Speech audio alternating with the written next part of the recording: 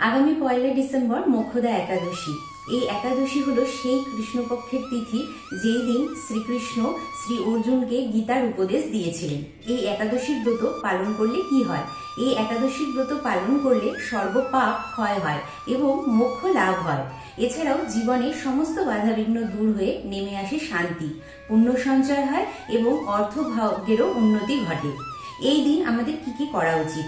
এই দিন ব্রহ্ম মুহূর্তে উঠে স্নান সেরে শ্রী বিষ্ণুর পুজো করা উচিত। তারপরে যতটা সম্ভব সারাদিন শ্রী বিষ্ণুর নাম জপ করা উচিত।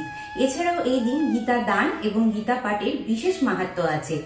এছাড়াও কোনো গরিব শিশুকে নিজের সাধ্য মতন দানও তোমরা করতে পারো। এই দিন তুলসী মহারানীর বিশেষ পূজাপাঠ করা উচিত। এমনকি সন্ধেবেলায় একটি দীপদান করা উচিত তুলসী মহারানীর কাছে। সেটি ঘিয়ের প্রদীপ হলে অত্যন্তই শুভ হয় বলে মনে করা হয়। এই দিন কি কি কার্য করা উচিত নয়? যারা যারা এই দিন উপবাস রাখতে পারছো না তারা অবশ্যই এই দিন সাত্ত্বিক ভোজন গ্রহণ করবে। এছাড়াও নেশা জাতীয় কোনো দ্রব্য এই দিন একেবারেই সেবন করা যাবে না।